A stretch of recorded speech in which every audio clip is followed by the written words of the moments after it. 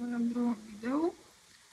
Minule som vám vlastne spomínala, že by som chcela nejako nadhodiť tú tému panických atakov.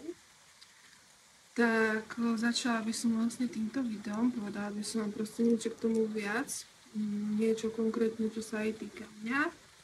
A teda trošku si to rozoberieme. Ak si pamätáte, tak minule som vám spomínala, že nechcem na začiatok robiť také dlhé videá, ale pripravte sa na to, že to video možno bude trošku dlhšie, tak, lebo predsa len, keď to chcem rozvinúť, keď to chcem o tom povedať, tak jasné, chvíľu to trvať bude. Ak by náhodou, že sa čudujete, že prečo sa pozerám aj dole, tak tuto pod sebou mám zrkadlo, lebo by som sa chcela aj pri tom namaľovať. Lebo predsa len maľovanie je pre mňa úplne že najlepšia terapia a najlepšie sa mi takéto veci rozprávajú hlavne pri maľovaní. Tak teda chcela by som začať tým, že by som toto tu trochu rozvinula do takých bodov, lebo predsa len je to obsiahlejšia téma, viacej sa pri tom rozkecám, jak sa vraví, takže chcela by som v tom mať trošku taký poriadok, aby ste aj v tom vy mali trošku taký poriadok. A teda pustíme sa do toho.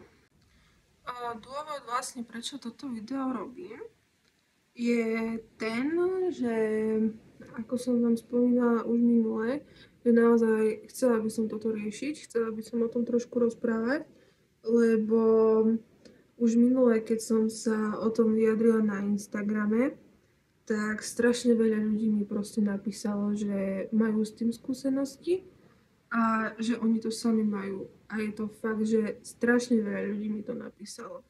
Takže naozaj je to téma, je to choroba, ktorá momentálne existuje, ktorá tu proste je, ktorá je momentálne častejšia, lebo čo sa týka psychiky, lebo proste tie problémy sa zväčšujú, hej, ľudia sú v dnešnej dobe trošku iní, takže hlavne kvôli tomu.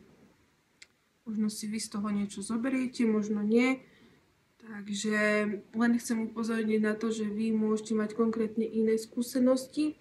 Ja v ďalšom videu budem rozprávať trošku aj o tom iným spôsobom, že vo všeobecnosti skôr, ale toto video je konkrétne ako to mám ja. Hej, ako to mne vlastne začalo a je všetko okolo toho proste čisto len o mne. Čiže takým prvým bodom, ktorým by som chcela začať je, že čo sú to vlastne tie panické ataky alebo odborný názov panická porucha. Čiže v jednoduchosti sú to proste úzkostné stavy, áno. Vlastne sú to, keď už proste telo má toho, že naozaj, že dosť, či už z minulosti, alebo momentálne proste zažívate nejaké stresové obdobie alebo niečo, tak to telo to ukazuje takými tými príznakmi, ktoré mimochodom nie sú prejavom choroby, len to telo sa potrebuje nejakým spôsobom ako keby uvoľniť z toho napätia, hej. Plus do toho je to vlastne choroba, ktorá je v hlave. Napríklad mne to zistili v nemocnici a mne povedali, že proste je to ako keby podvedomý strach z niečoho, hej? Že ako keby sa to telo, ten mozog celkovo proste cítilo v jednej chvíli v nebezpečí, hej? A proste môže to fakt, že vyvolať hocičo. Mnohí ľudia vlastne tieto ťažkosti znášajú buď ľahšie alebo ťažšie, proste príde to niekomu vo väčšej miere, príde to niekomu v takej miernejšej miere, by som povedala, hej. Ako ja, čo som počula iné príbehy druhých ľudí, tak ja som sa s takými príznakmi až moc prehrotenými nestretla, hej. Čiže chvála Bohu, ja mám pravdepodobne tú miernejšiu verziu, ale aj tak je to samozrejme nepríjemné, hej. Proste žijete, keď to už viete, že to máte, tak žijete v neustálom strachu, že vlastne ako to príde, kedy to príde, v akom množstve to príde a naozaj není to ľahké. Ale keď som o tom aj začala rozprávať trošku na Instagrame, tak normálne som bola prekvapená z toho, že koľkí ľudia sa mi ozvali, lebo ich bolo naozaj že veľa. A aj veľakrát som počula takú vec, že je to naozaj že veľmi častý problém, hej? Že aj tí psychológovia, aj všetci sa s tým stretávajú veľmi často, ale ľudia si to môžu práve tými zdravotnými problémami pomýliť, hej? Lebo naozaj sa to dá porovnať s takým tým pocitom, že ako keby ti proste išla už posledná hodina naozaj, hej? Že naozaj neviete, čo sa vám stane v tej chvíli, ešte to vás vystraší viac, lebo proste neviete, čo máte od toho stavu momentálne čakať. To je prvá vec. A druhá vec, tie príznaky naozaj sa niekedy môžu podobať aj infarktu, aj takýmto veciam. A práve preto si aj tí ľudia volajú tak často tie sanitky aj všetko, lebo oni si naozaj myslia, že proste idú zomrieť, lenže oni zomrieť nejdú, hej. Ono si to musíte aj proste v hlave hovoriť tí, čo viete, že možno tým trpíte, ale tí, čo ste na to možno ešte prišli, alebo proste ešte neprišli a takto, mne to veľa poradilo. A veľmi mi to aj pomohlo, mne konkrétne, keď som si hovorila, že je to iba stav, hej? Že proste nejdem zomrieť, není to nič vážne a že nemusím si preto volať sanitku ani nič. A teraz si zoberte tých ľudí práve, ktorým to naozaj že chodí vo veľmi veľkých mierach, hej?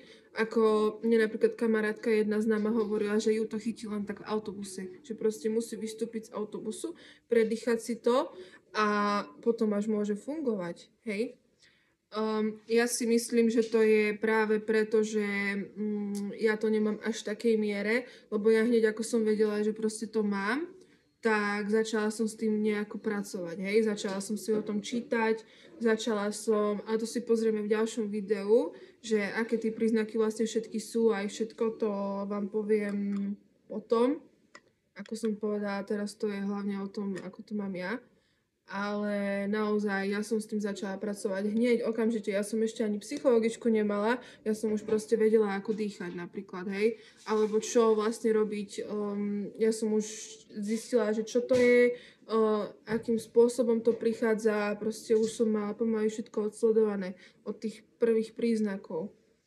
A plus do toho mne aj psychologička, aj hlavne psychologička mi povedala, že pri tom, čo som mala ja a čo stále aj mám, lebo ja tých stresových období mám viac, tak že ona sa ani nečuduje úprimne, hej, že ja to určite mám tie panické ataky, že si ona proste nemyslí, že to je niečo iné, lebo naozaj pri tom, čo som jej narozprávala všetko, tak že sa ani tomu proste nečuduje, hej. A vlastne mne to asi pomohlo aj to konkrétne, že preto to nemám v takých množstvách, lebo akože ja som tých stresových období mala strašne veľa, ja nehovorím, že nie, hej, ale vždycky v tom období nikdy som si nenechala, aby to obdobie trvalo tak dlho, alebo aby ma to nejakým spôsobom až tak veľmi zasiahlo, proste stále som si opakovala, že musím sa zamerať na niečo iné, lebo ja sa zblázním, hej. Ja som proste strašne citlivý človek a pri tých veciach, čo sa stali, tak aká iná mám byť, hej, ale to som bola ešte dupľovanie a ja keby si to nehovorím, tak ja skončím v blázinci, hej. Čiže nikdy som si proste nenechala to stresové obdobie, aby mi až tak vstúpilo do hlavy. Ale pre niekoho to nemusí byť faktor, že pre niekomu to naozaj ani to nepomôže. Mne, keď sa to už konečne začalo riešiť, tak mne práve v nemocnici povedali, že ale vy sa môžete cítiť v pohode, hej? Že vy môžete byť kľudná aj všetko, ale proste tam ten mozog si hovorí niečo iné. A to je bohužiaľ tak. To neovplyvnite a, a viacej asi nemám, čo k tomu by som iné povedala. A tuto sa vlastne dostávame k druhému bodu, že ako to začalo konkrétne mne a kedy.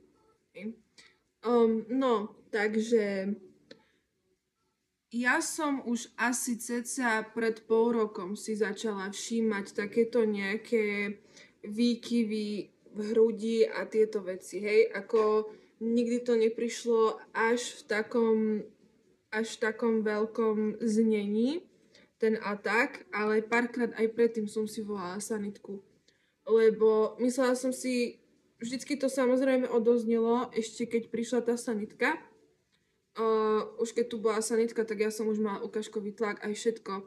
Ale keď som si volala sanitku, tak som proste mala pocit, že začína mi infarkt. Že ešte to není taký, že už je, že nebolelo ma nič také, ale proste mala som zrýchlený tep, mala som zrýchlený tep aj všetko a naozaj si človek myslí, že proste ten infarkt má. U mňa to bolo tak, hej. A ešte do toho aj nejaké také príznaky, o ktorých som vlastne netušila, že sú a že sú v týchto prípadoch a vlastne, že niečo také je, hej. No, tak párkrát predtým som si sanitku volala. Sanitári prišli, už asi pol roka to riešim, cca približne, hej.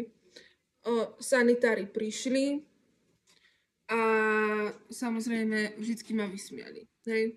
Vždycky ma vysmiali, že napísali tam proste úplne nejakú somarinu, ktorú aj keď som prišla ku doktorke s tým, ku mojej obvodnej, že teda nech sa to konečne začne riešiť, tak ona mi na to konkrétne nevedela proste nič dať, lebo sanitári dali taký postoj k tomu, hej, že vlastne to nič nie je, ale pritom reálne to niečo bolo, len oni si mysleli, že nie.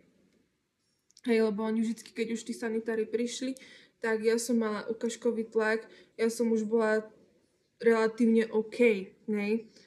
Len už tam tie zdravotné problémy proste žiadne neboli. A iba mi toľko vždycky povedali, že oni ma kľudne môžu zobrať, ak chcem, ale že proste nič z toho nebude, že reálne zbytočný výjazd.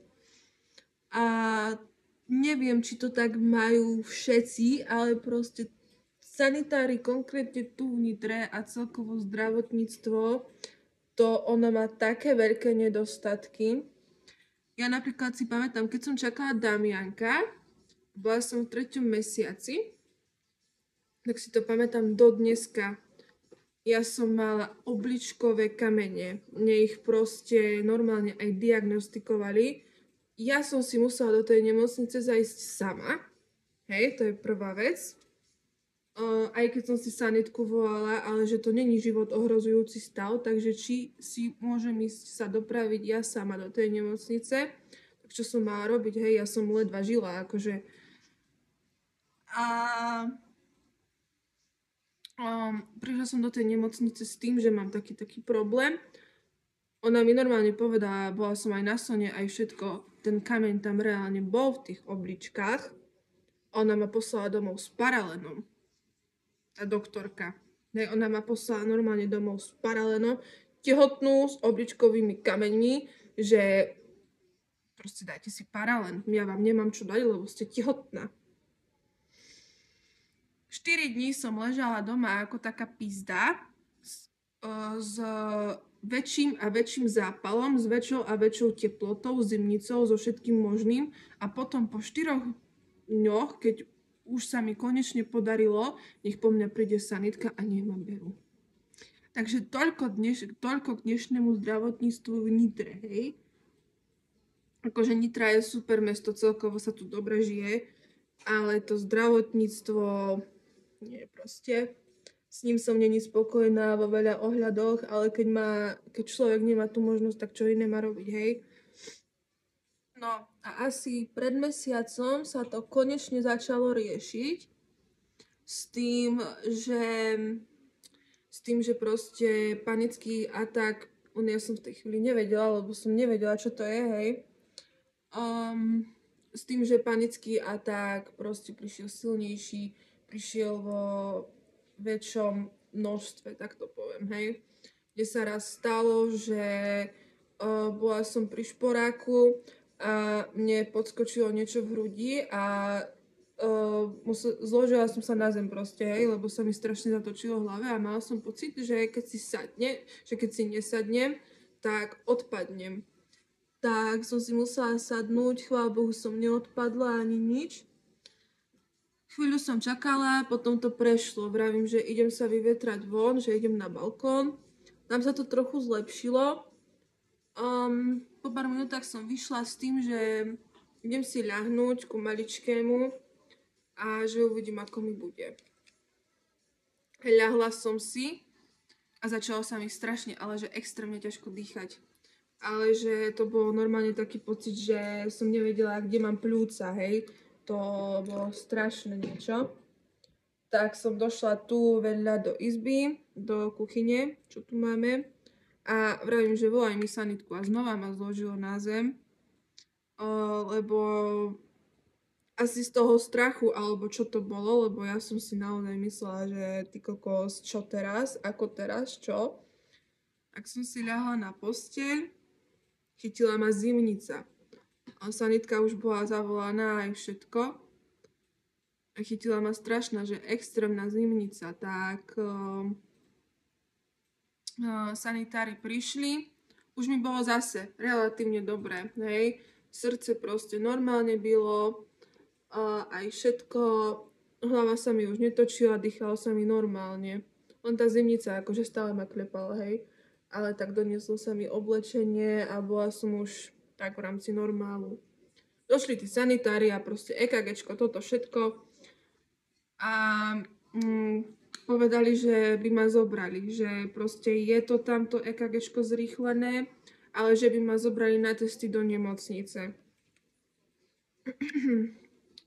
Samozrejme, mňa to zaskočilo, lebo do toho malý mal aj to obdobie problémy s brúškom, tak som nechcela, že by som tam musela ostať 3 dní alebo koľko.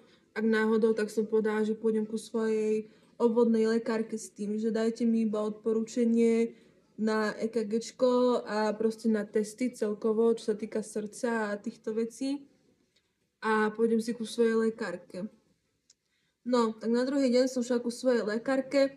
Ona mi podala iba toľko, spravila mi testy, krv aj tieto veci.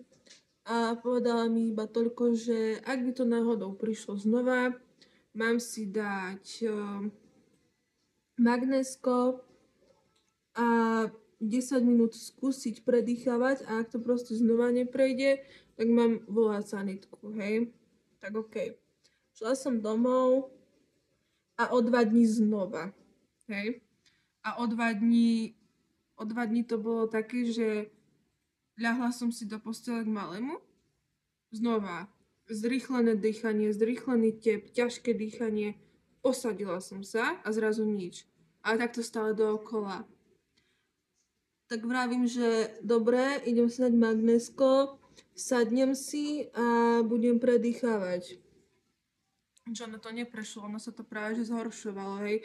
Bo ja som do toho bola ešte v strese, lebo proste sa mi to tam robilo všetko možné v tom tele. No, tak toto sa mi dialo, tak som si volala hneď sanitku a išla som na balkón, aby som nerušila domácnosť. Išla som na balkón a povedala som iba toľko, že mám strašne ťažký pocit na hrudi a že ide mi to aj do ramena, lebo mňa aj trošku rameno bolelo. A že ide mi to aj do ramena. Tak sanitár hneď, že dobre, sadnite si, nech nás ide niekto čakať dole, lebo oni sa pýtali na zvonček, ale som im povedala, že malinký nám spí, že či by sa to dalo bez toho, aby rušili, lebo máme dosť hlasný zvonček. Tak, že nech ide čakať niekto dole a že vy si sadnite a úplne naliehavý tón mal, hej, to ma ešte viacej vystrašilo. Že vy si sadnite, počkajte a do 5 minút tam je sanitka. Viete, kedy chodí sanitka, keď ide o život ohrozujúce prípady, hej? Takže to ma ešte viacej vystrašilo. Vravím, že OK, dobre. Tak som si sadla. Čakala som. A spravili mi EKGčko aj počas toho, ako to srdce bilo. Ale na nič zase neprišli. Ale to už som... chceli ma akože zobrať, že dobre, že tak už nečakajme na tie testy. Že poďme to spraviť, že proste v nemocnici predsa len toho bude viac, čo vám spravia. Vravím, OK. Dobre, už ma berte, že o maličkého bude postarané, tak či tak hadám, už nemá ani také problémy s tým bruchom, tak, že už ma berte, že už, ak tam aj ostanem, tak, že to už, len proste, že chcem byť už konečne OK, hej. Tak ma zobrali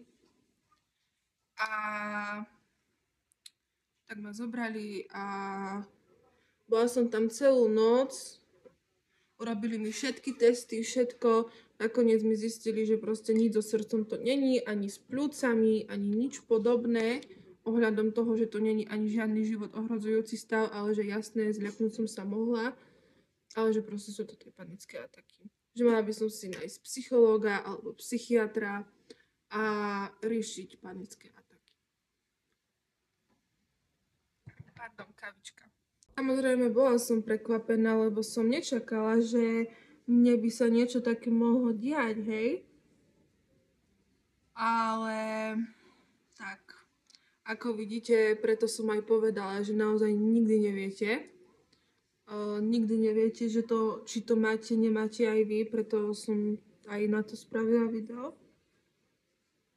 No a teda až potom sa to začalo riešiť, no. Potom som už iba šla ku obvodnej, tam mi takisto potvrdila, že tie testy, ktoré som u nej mala, takže sú v poriadku. A teda dala mi iba čisto to magnézko, že mám si dávať a že teda rieši to s tou psychologičkou. Ako som už raz spomínala, a tu sa dostávame ku ďalšiemu bodu, že čo na to psychologička, hej. Ako som už povedala, ja hneď ako som o tom vedela, tak bola som z toho akože taká zľaknutá, hej, lebo naozaj to nebolo nič príjemné. Bála som sa proste, že znova príde ten stav. Tak som si to začala zisťovať, že ako pracovať s tým aj tieto veci.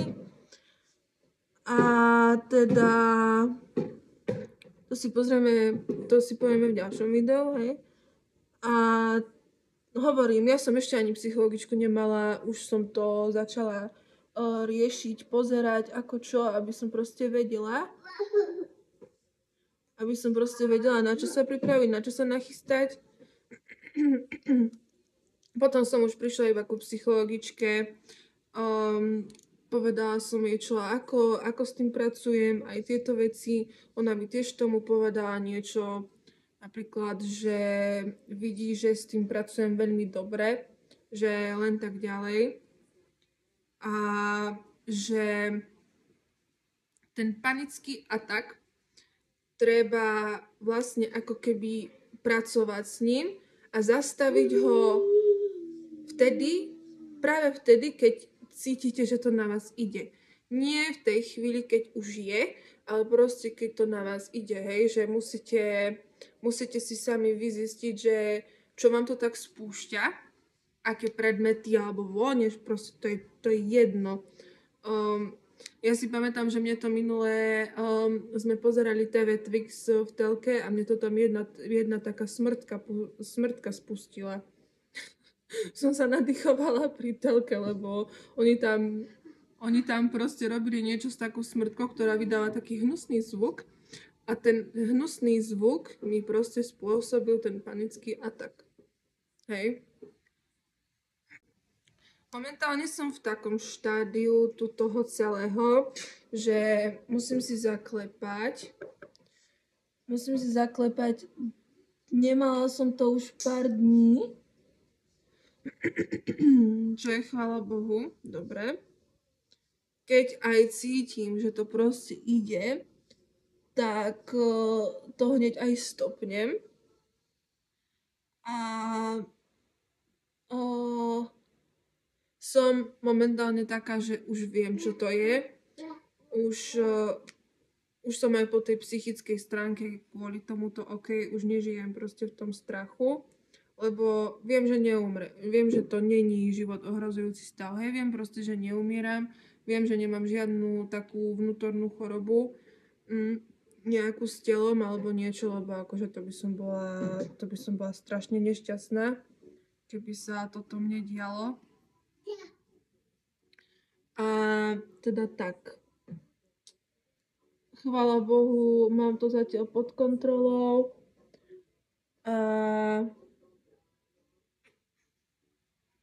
Mám to zatiaľ pod kontrolou, ku psychologičke pôjdem aj na ďalšie sedenia. Teda také menšie slova na záver každému, kto s tým bojuje, alebo kto možno ešte iba zistí, že s tým bojuje, lebo už dlhšie má taký pocit, že není úplne psychicky v poriadku a niečo takéto sa mu deje. Tak ja len, že aby ste proste vedeli, že ja som dôkazom toho, že keď sa s tým pracuje tak, ako má, keď sa naučíte pracovať s tým tak, ako naozaj, že máte, nájsť si ten najlepší spôsob, čo je pre vás najlepšie, čo vám pomáha, tak dá sa s tým žiť relatívne normálne a dajú sa tie príznaky v pravej chvíli zmierniť, aby neboli až v takom veľkom množstve. Takže iba vám chcem poslať povzbudenie. Ďalšia vec, bojujte o seba, hej, ako som vám povedala, neviem, ako to majú iní lekári, ale ako som vám povedala, proste musíte o seba bojovať, musíte bojovať o ten aj psychický stav, lebo mne sa to len zhoršovalo a zhoršovalo. Čím menej sa to riešilo, tak tým väčšie tie moje stavy a stresy boli. A potom to už proste bolo v takých štádiách, že ja som si normálne myslela, že idem zomrieť. A bola som v kuse iba v strese, takže nenechajte to zájsť až takto ďaleko. A teda dúfam, že ste si niečo z toho zobrali. V ďalších videách sa budeme tomu ešte takisto venovať. A zatiaľ iba takto k tomu, no. Takže ahojte a rada som pre vás rozprávala.